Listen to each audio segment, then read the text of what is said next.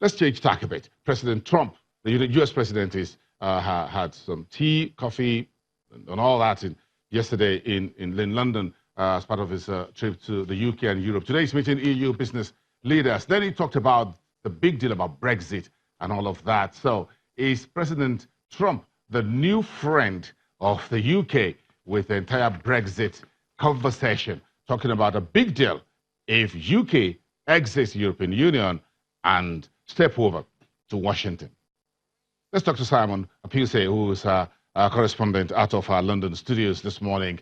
Simon, it's good to have you. So here is Mr. President Trump.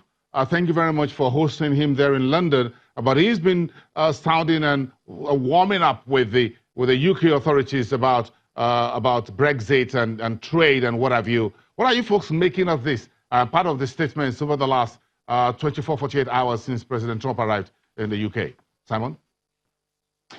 Yeah, morning, Bosun. Yesterday, Trump tweeted a lot, as you'd expect, as he always does. But part of what he said was, big trade deal is possible once the UK gets rid of the shackles already starting to talk. The shackles obviously referring to being part of the European Union there. According to the president, the benefits of a deal with the US, a trade deal, would far outweigh any losses caused by Britain losing trade with the EU. So is that true? Pretty much any economist or business analyst you speak to here would say no, an emphatic no. The US already trades extensively with the UK, but it's much less important to the economy here than the European Union are. In 2017, for example, the US accounted for 18% of UK exports and 11% of its imports, while the European Union accounts for 45% and 53%. The UK does 3 times as much trade with the EU than the US because, of course, it's closer geographically, and also our rules and regulations here are largely the same when it comes to trade.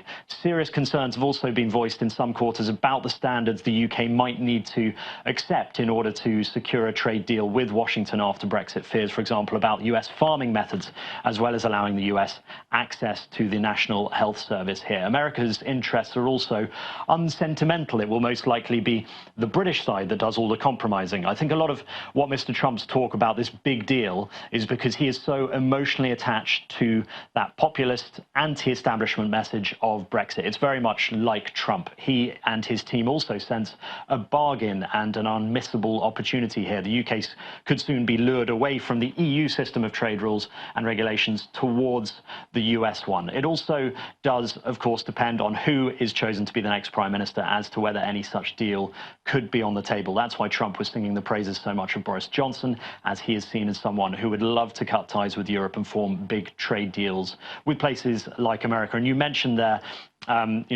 is the UK soon going to be a big friend with the US, and is that what Trump thinks? Obviously, with the trade things going on with Mexico and with China and with all of that kerfuffle and furore, the UK looks like quite an appeasing, interested party. So I think he's obviously trying to promote this message that we're open to trade, and if the UK can say yes to us on a number of fronts, then there could be a big deal around the corner. Yes, Simon, quite a lot today, tomorrow, while Mr. President's still around. But while all that was going on, and the welcome by the Queen, by the Buckingham Palace and all of that, we had a very disappointing manufacturing data out of UK for the month of May. Well, not just UK, but quite a number of economies around the world. The US Institute of Purchasing, Institute of Supply Management, PMI, also retraced a bit, as well as China. So read this for us. What do you make of it? Yeah, as you said, the UK manufacturing sector contracted in May for the first time since July 2016. This may be a big global thing, as you mentioned there. The Manufacturing Purchasing Managers Index was 49.4, down from 53.1 in April, and that's way below what analysts were expecting. Any reading below 50 indicates contraction. The main reason for this, a lot of people think, is because of stockpiling by companies and businesses ahead of Brexit, but that has slowed, of course, because the UK had been due to leave the EU on the 30th of March, and the survey had previously shown stockpiling with companies getting ready for any importing struggles ahead of that departure date. But of course, Brexit has been pushed back now, and those businesses have already prepared for Brexit, so there's less reason to go out and buy those products that they had been stockpiling before. A separate survey from the Make UK manufacturing organisation published yesterday have another suggestion. They claim that it's uncertainty that EU customers are now turning their backs on Britain. But like you mentioned, the US to China, this is a global problem and has been over the last few months. But I think Brexit and all the uncertainty surrounding that, and the fact that all these UK companies have been stockpiling ahead of that 30th of March deadline that obviously no longer is relevant, I think that all plays into this. And it was a bit of a shock because, like I said, the figures that were really predicted have not been hit. It's been much worse, certainly in the month of May. Thank you so much, Simon. Let's check in with the UK equity and currencies market later at about 1:30 on our afternoon belt. Thank you very much. Stand by, keep an eye on everything, and keep us in the loop.